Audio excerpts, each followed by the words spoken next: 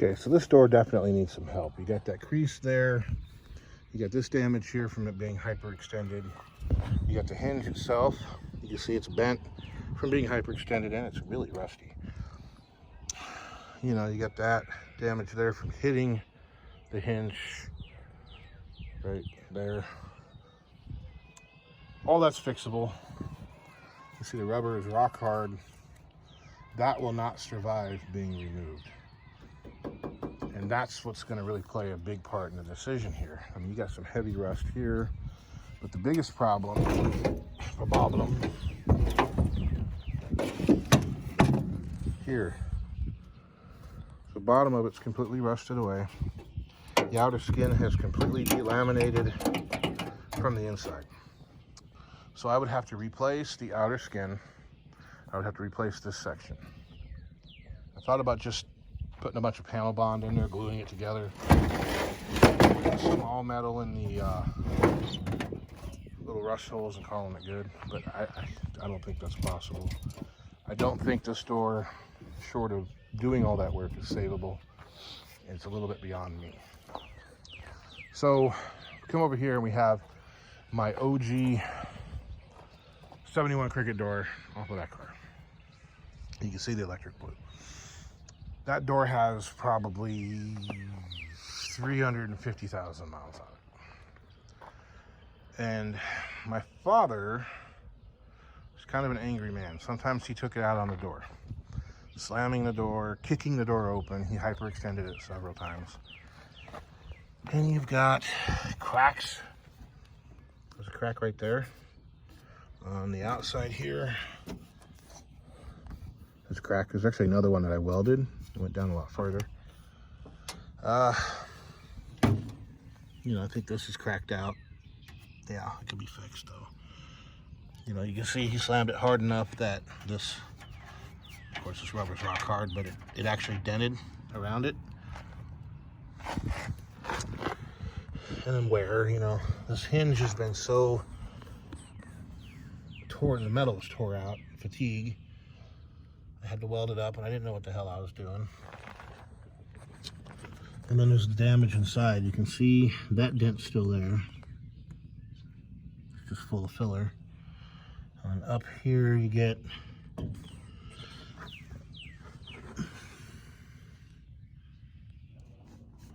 don't think you can really see it very well, but there's a bunch of damage up in there. There's a lot of damage where the mirror was. So you got some cracking there. I mean, this door has got a lot of fatigue, but what it doesn't have is rust at all. So I believe we're going to make a go at this. So what I'm going to do first is I'm going to hit it with the stripping wheel, and I'm going to take off all the filler that's on it. Because back in the day that I did this work, I was like 12, 13, didn't have sandpaper, so I used a nail to scratch up the surface to put Bondo on. Yeah. Remember what I was saying about cringy things we did when we were younger? It's just sitting on there right now. I completely forgot about the 72 latches being different. Oh, change them. Hey, look at there. I don't think that's electric green. I think that's either aftermarket paint or rattle can stuff that I did. Anyway, so you have the damage here. That's from it being hyperextended and hitting the hinge. See? Now, every one of my cars, that one, I was rolling it. I needed to roll it back about 4 feet. And I had the door open. I forgot about it. And it caught the awning at our old house and bent it out and dented it. It pissed me off because it was a perfect door. This one, oh my God. Look at it, just the tiniest little thing. Like, well, let's use this door, you know, because I really don't want to disturb the patina. But I want to put a different colored door on it. I don't want to mess with it.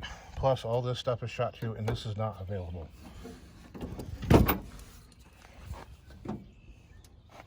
Let's see.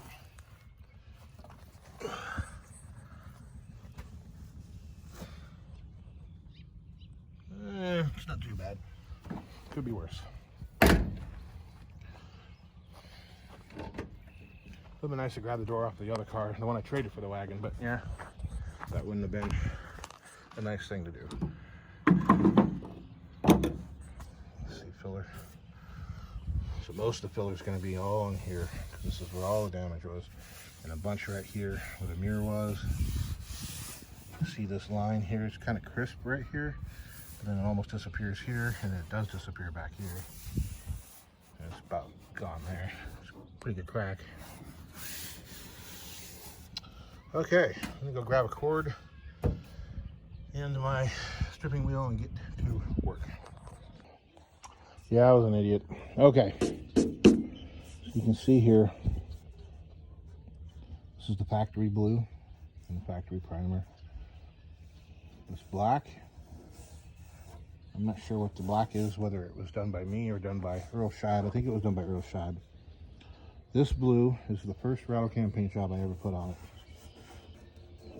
And there's some orange. This is primer. That is orange paint, because I was going to paint this thing either orange or yellow.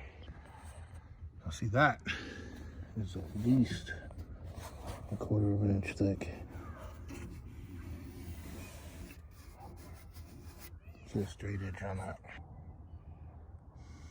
Man.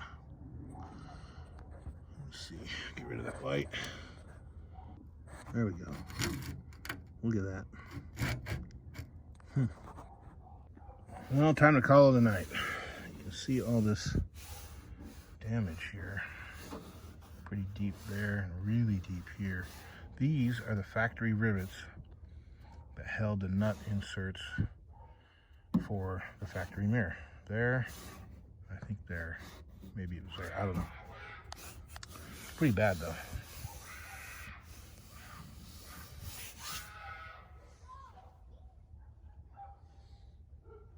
Yeah. Well, I guess it's a good stopping place for tonight. This, the hole was so mangled and there was cracks, so many cracks here, that I just basically welded a washer in. And of course, I didn't know what the hell I was doing. So that's coming back out. I've got a set of really rusty, really beat up doors that I was saving to use to build a wide body kit. I don't know what those kids are screaming about over there. But I won't need that piece. Maybe I'll just cut it here. I don't know. Probably cut it right along that edge right there. Done.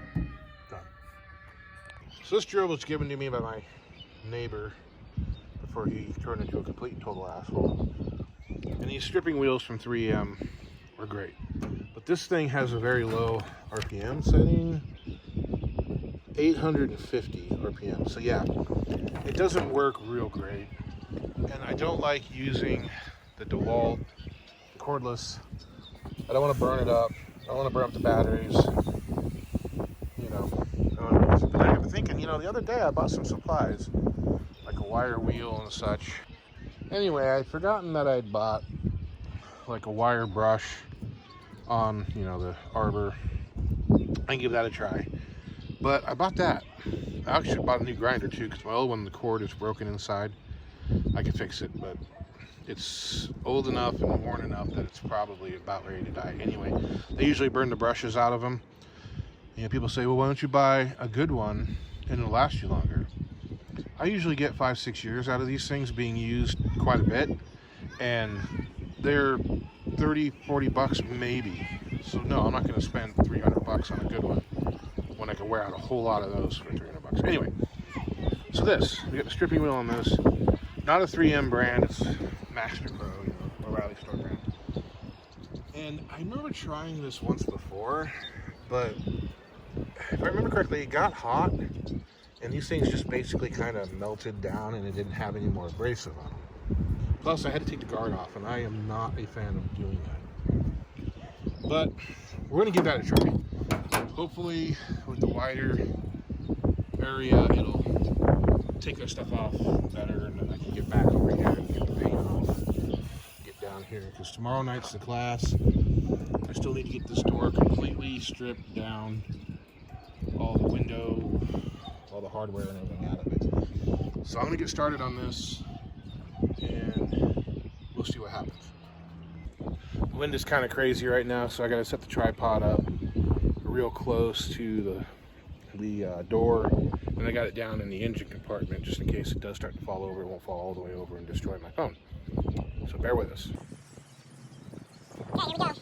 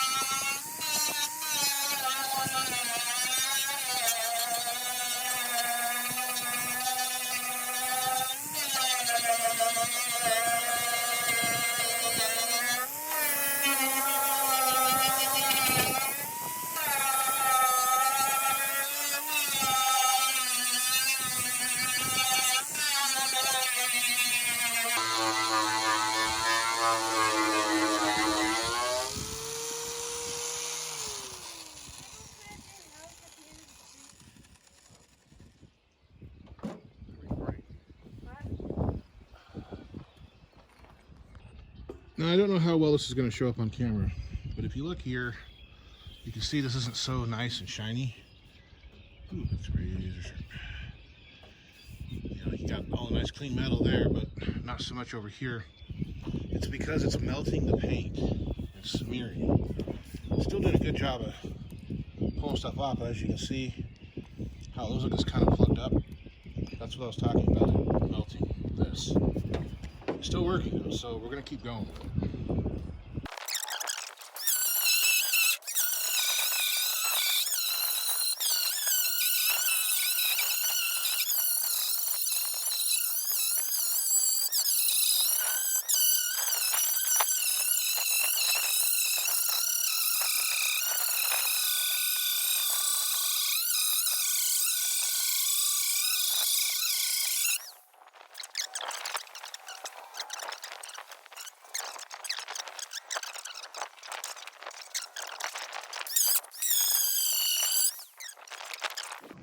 Okay, we got this all cleared off. Hopefully I didn't add any warpage to it. And I can see all these old dents I got to fix. There's still a low spot. It was pretty thick there though. This spot right here.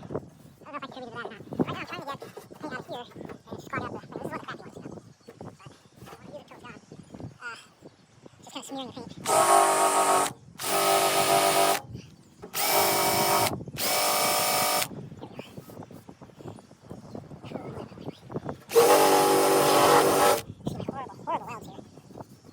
Washer was welded even more horribly than the rest of the stuff.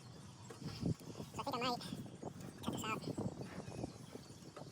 I'll cut this out of the other door, or maybe I'll cut it all the way around. I don't know. I'll ask them tomorrow at the class. But, right now,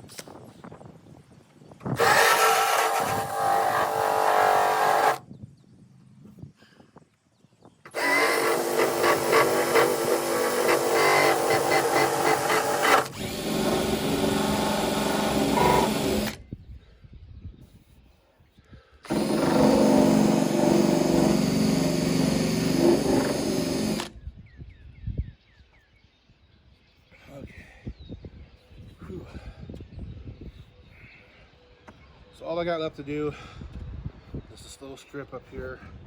I need to get in there carefully with this so I don't hurt the chrome. I'm going to go ahead and tape that off, I think. And then I'll start disassembling the door.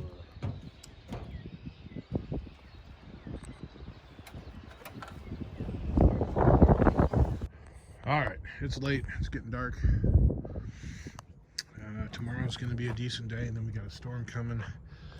So I didn't get much done in the last 2.5 hours. I did get the door stripped. I got it completely gutted. These windows are full of scratches and overspray. This one's got some kind of square scratched into it. Of course, the rubber is all crumbled away. I don't know what I'm going to do about that, because this door, the rubber is rock hard. I don't think it's going to come off of there without breaking apart. I don't know what I'm going to do with that. But at least I can get the door straightened out. I do still need to come around this crack here on the back side and get this all stripped. I'll have to get it with a piece of sandpaper or something so I can weld that.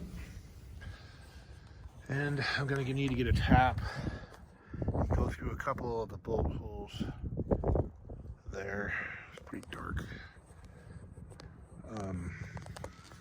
One of them doesn't have an insert on it anymore, but I have it, so that'll have to get fixed. But I am, when I go to the class tomorrow night, I'm going to take that door with me and then let the guy, the teacher, he's a body man. He actually works in a shop, 5 days a week. Ask him what he thinks. Should I try to patch the bottom of that door and fix the damage, or should I just stick with this one?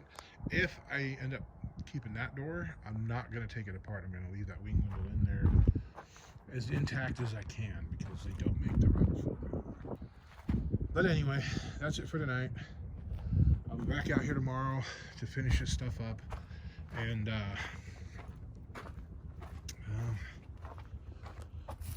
depending on what time I get done loading the truck, because I'm going to use the courier tomorrow.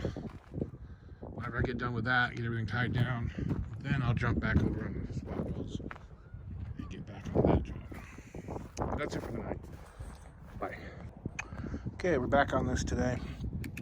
So, what I was talking about here, some of these scratches, and you got these scratches here. If I remember correctly, this window had a bunch of, see more scratches. This window has a bunch of spatter in it.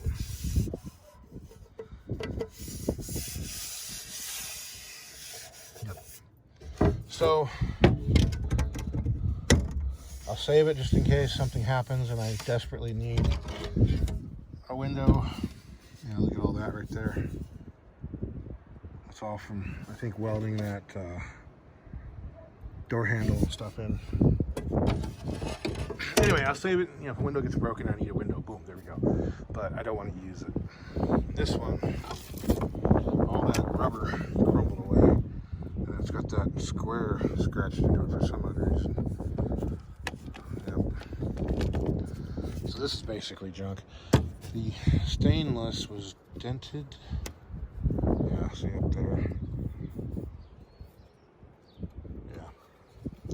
Yep, we'll go put them somewhere. I'm not going to throw them away just because they're rough. They're still usable. And all this stuff needs to go in a box. And in the back of the bug is a set of doors. Now, these are those doors off of a car that I bought really cheap out of Oklahoma City years ago. Any hopes that I could possibly use the bottoms of them for patches is gone, because they're not really any better than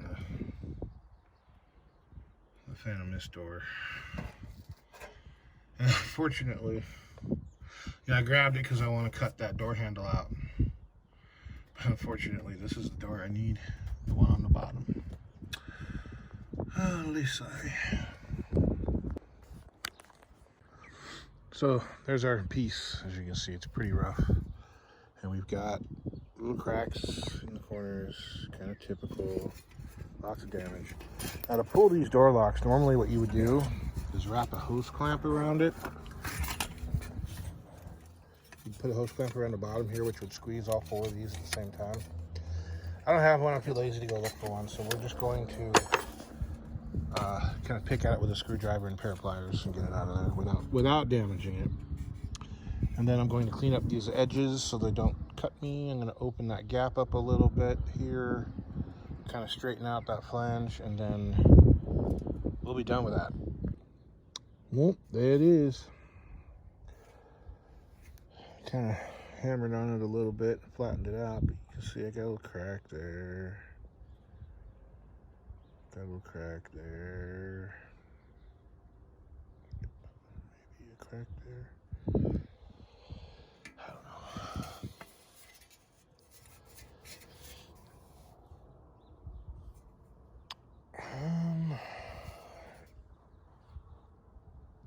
See a crack there.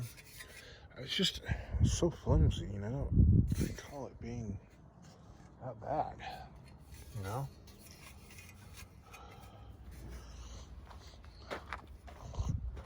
Oh, and that was not original paint on the Aztec gold. It had been painted. The idea is cut this out.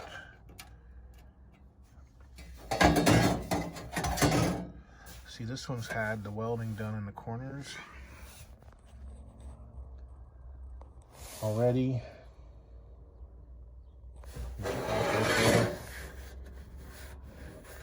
Welding there, welding here, welding there. Pretty much all the places this one's had. Looks like maybe even a crack there. Is that just a dent?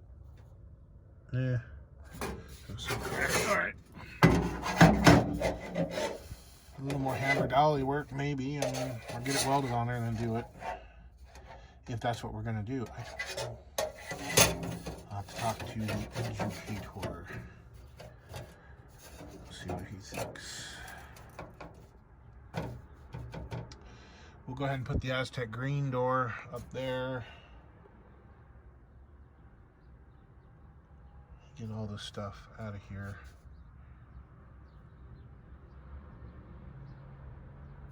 I mean, you obviously would not weld this thing on like that, but I can see us welding it from the bottom. It's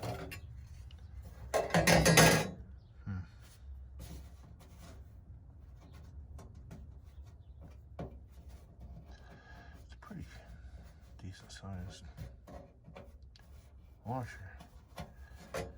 The idea was to weld that washer on and then drill it back out to put the lock in, but we never got that far.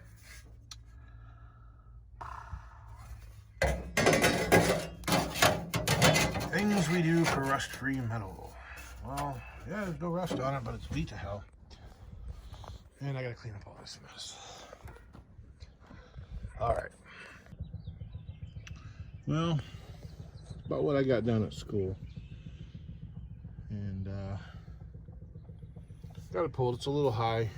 I need to grind off all the studs. I need to get the filler out of these little low spots so I can work on those next week. I'm gonna cut that section out when I'm all done. I got the crack welded, but it doesn't look very pretty. Where am I? There we are. So that's it for this episode. Like and subscribe if you like what you see. We'll be back at it next week with more work. When I get this door cherried out, and then we'll jump over onto the tailgate. But that's it. You guys have a great day, great week. We'll talk to you later. I'll show you a little bit of what's been going on at the body class here. So remember, this is the original OG door off of my green 71, which was originally electric blue. Had all the metal fatigue in it, cracks, all kinds of caca. So we did a bunch of dent pulling on it. And it still looks like crap, but with a straight edge across it, there is very little filler that will be needed. You know, of course, you got to plug all these holes, but still. This was a pain in the ass. And it's quite a bit low right here. So I don't know if there's much I can do with it as far as that goes. I had a hell of a time with this though, because it was oil canning really bad. It was very low through here. It would have taken like half an inch of filler. And these holes are from breaking off the studs rather than grinding them off, because I didn't want to put any more heat back into it. So I'm gonna have to do something with that. But I had to shrink the metal. So that's one good thing I learned from class, is how to do that. So that's that. That's that. And I'll take you over here. That's that. So that's where we're at. Of course, spring break happens, so no class next week. There was a lot of fatigue in here, a lot of cracking. Let's see if I can find the piece. So this piece is the inner structure. It goes inside the hole there, and then the skin goes over the top of it. So as you can see,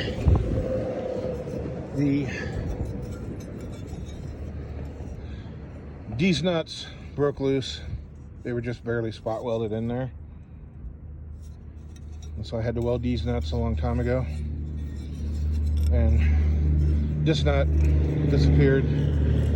So I just had a nut and a bolt on it forever. And there's all kinds of cracking in there, you can see.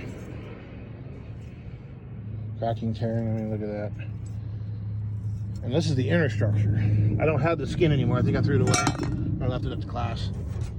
So this is the new skin, outer skin, off of the donor door. You can see kind of the rust pits there, which I don't care about. See how solid it is. I think it still needs a little bit of trimming. And this is the new inner structure. Now, if I would have known that it ended there, I thought it continued on along the whole bottom of the door, I wouldn't have cut it. I wouldn't have cut the bottom, because as I was messing with it, it fell off. So these two spot welds on the bottom here weren't even attached anymore. There was one little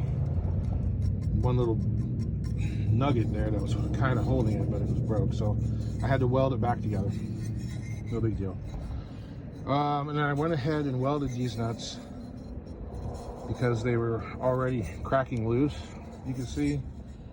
And this one, you can see the cracking there. So I just went ahead and welded these nuts so I wouldn't have to worry about it. I run a thread chaser down through it. This one I think is pretty much ready to go back in there. I just need to strip all the paint, weld this in place, and then weld the, well, not that one, but the skin back in. But that's where we're at on this chore. I'm gonna pick up some paint stripper today, and I'll strip the inner part, take it to the car wash, and blow all the paint off. Problem is, it's 25 degrees right now with an 11-degree wind chill, so it's not going to happen today. It's probably not going to happen tomorrow. It's supposed to snow. We'll see, but it'll definitely happen before the next class. That's it for now. I'm going to work. Bye. Well, I just had to get something done on the Cricket. Finally slinging some mud.